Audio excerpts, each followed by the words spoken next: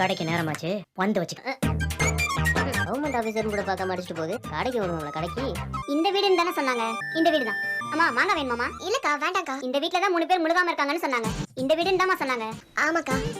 வெளிய ஒரு அக்கா உட்கார்ந்திருக்காங்க. மாங்காய் சாப்பிடுன்னு சொல்றாங்க. வேண்டாம்னு சொன்னாலும் போகவும் மாட்றாங்க, கேட்கவும் மாட்றாங்க. அப்படியே அங்கேயே உட்கார்ந்துட்டு இருக்காங்க. இங்க தான் 3 பேர் குழந்தை உண்டா இருக்கிறதா சொன்னாங்க. அதான் மாங்காய் விக்க வந்தேன். இப்ப மாங்காய்லாம் சாப்பிடணும்னு தோணுமே. மாங்காயை வெட்டி உப்பு மிளகாயும் போட்டு சாப்பிட்டா சும்மா சுள்ளுன்னு இருக்கும். எல்லாரும் சாப்பிடுறாங்க. எனக்கு நாக்கு வருது. நானும் வாங்கி சாப்பிடுறேன். அவ்வளவுதான். காலையில இந்த வழியா தான் போவேன். 4 மாங்காய் கொடுத்துட்டு போவா இல்ல இந்த மாதிரி வெட்டி கொடுத்துட்டு போவா. எல்லாம் நம்ம வீட்ல விளையறது தான். சரிக்கா 4 மாங்காய் தினமும் கொடுத்துட்டு போங்க. அவங்க நம்மளையா பாக்குறாங்க?